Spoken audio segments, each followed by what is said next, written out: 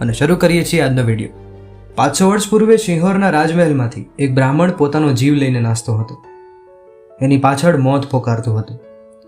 સાંજ પડી ત્યાં તો તળાજા ગામના પાદરમાં આવીને એનું થાકેલું શરીર ઢગલો થઈ ગયું। ભૂખ લાગી હતી। ગામમાંથી આટો આણ્યો। આટો એટલે લોટ।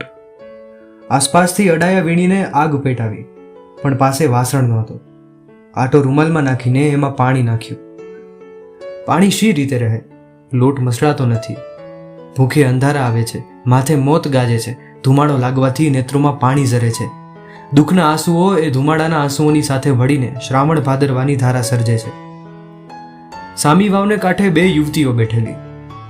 કુમારિકા નણંદે કહ્યું કે ભાભી જુઓ તો ખરા, ભામણ કેવો દુઃખી થાય છે, બિચારો, કોઈ દિવસ કર્યું નથી લાગતું, લાગે છે કોઈક સુવાળું માણસ છે। ભાભીએ દયા ખાધી, પણ નણંદ તો મુસાફર સામે જોતી જાય ને ઉદ્ગારો કાઢતી જાય। ભાભીથી ન રહેવાયું। બહુ દયા આવતી હોય તો જઈને એના રોટલા ઘડો ને બા। વાહ વાહ ભાભી, ભોજાઈ તો માને ઠેકાણે, માની આજ્ઞા મળી ગઈ, લ્યો રામ રામ। તરુણીને મોઢે શરમના શેરડા પડ્યા। દેહમાંથી જાણે રૂપના ટીપા નીતરતા હતા। એ કુમારિકા બ્રાહ્મણના મંગાળા પાસે ગઈ। ઉઠો મહારાજ, આજથી હવે તમારા જ રોટલા ઘડીશ। બ્રાહ્મણનું બધું દુઃખ કોઈ અમંગળ સ્વપ્નની માફક ઉડી ગયું।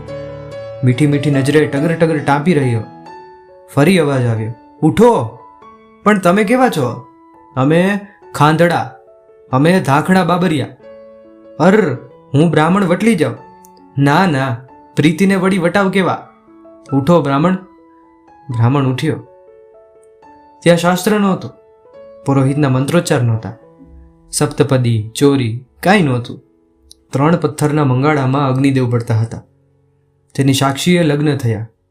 બ્રાહ્મણને બાબરિયાના રક્ત મળ્યા।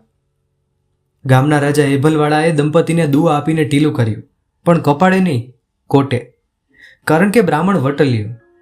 તિલક એટલું નીચું ઉતર્યું। એ બ્રાહ્મણ હતો શિહોરનો રાજા ત્રિકમ જાની, અને એ રમણી એક બાબરિયાની દીકરી। આજે લગ્નનું કોઈ સાક્ષી છે?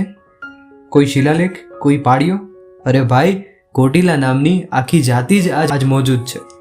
એને ઘેર રાજ ચાલી આવે છે। જંજીરાના હસબી રાજાને હંફાવનાર ડેડાણનો દંતો કોટિલો સોરઠી ઇતિહાસનું એક તેજસ્વી પાત્ર છે। મિત્રો, આ હતી એક અમર પ્રેમ વાર્તા। આવી જ વાર્તાઓ સાંભળવા માટે અને આવા જ વિડીયો જોવા માટે અમારી ચેનલને સબસ્ક્રાઇબ કરવાનું બિલકુલ ન ભૂલતા, વિડીયોને શેર કરવાનું બિલકુલ ન ભૂલતા। મળીએ છીએ આવતા વિડીયોમાં।